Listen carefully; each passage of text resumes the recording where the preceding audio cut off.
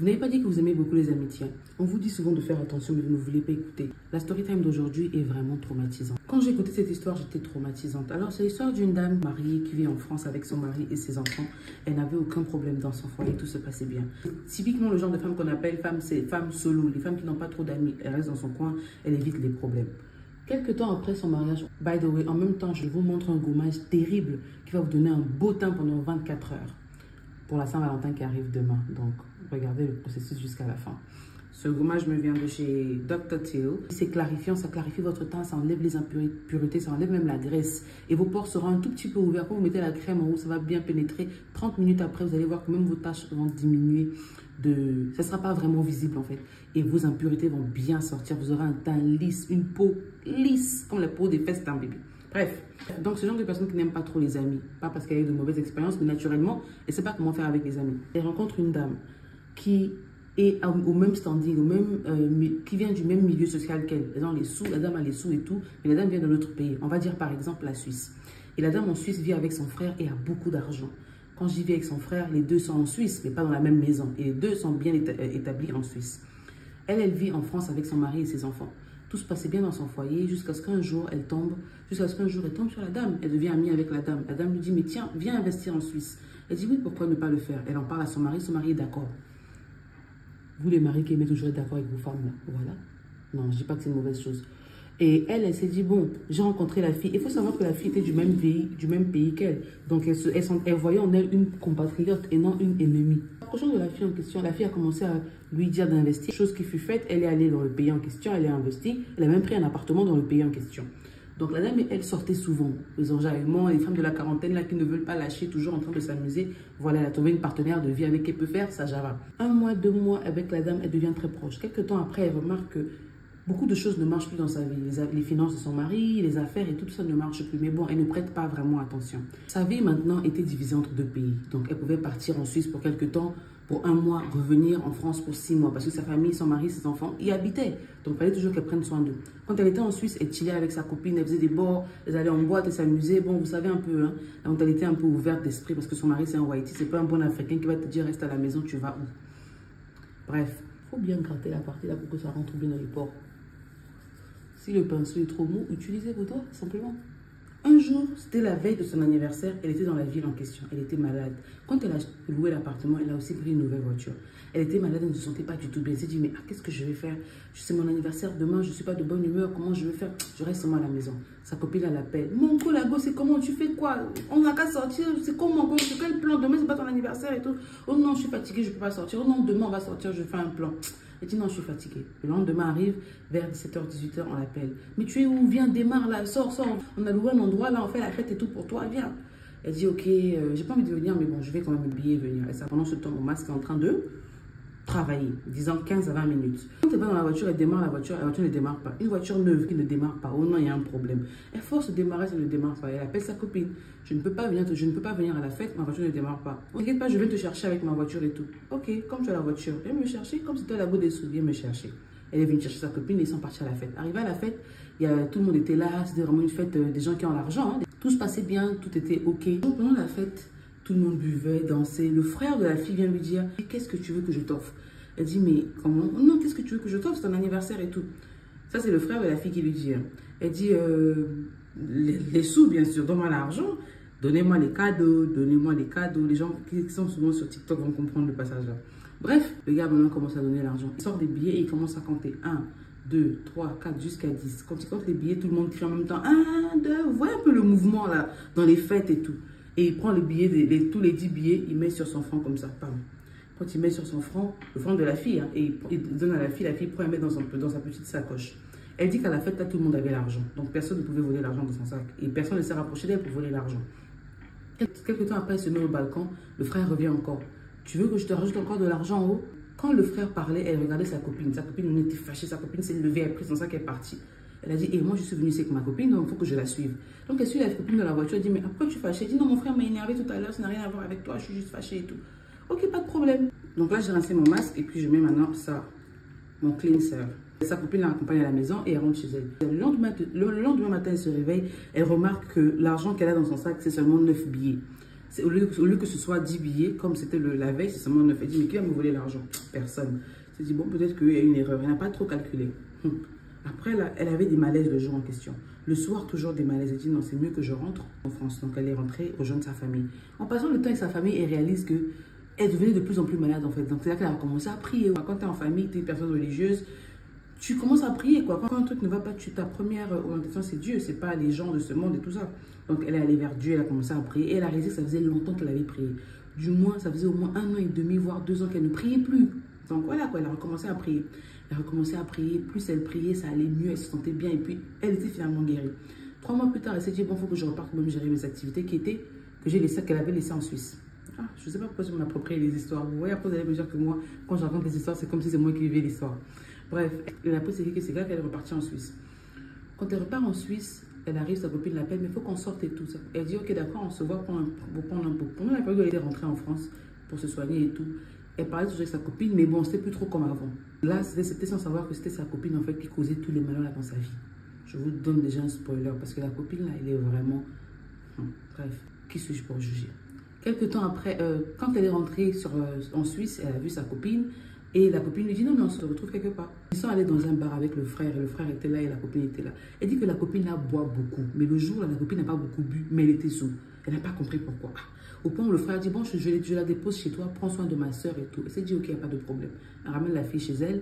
Pendant qu'elle est dans la chambre, je vous coupe la partie, c'était vraiment long. Et pendant qu'elle était dans la chambre, à 4 h du matin, elle se lève, elle va aller faire pipi. Quand elle revient, elle voit que sa copine qui dormait par terre, s'est levée du parterre là, a fait caca sur son tapis, sur son lit conjugal, dans toute sa chambre. Elle a fait caca de chez caca.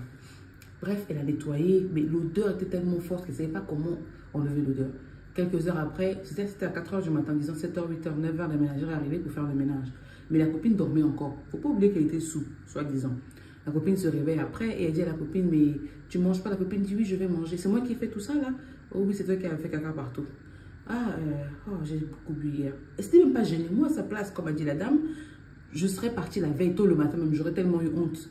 Mais non, elle est restée là. Elle a demandé à ce qu'on lui fasse un petit déjeuner, chose qui fut faite. Et elle ne parle pas d'une personne qui a des problèmes mentaux, ou une personne qui n'est pas propre. Elle parle d'une dame qui est classe, maniculée, genre, tellement propre qu'elle fait attention à tous les détails. Une dame comme ça, restée dans le caca, restée dans la...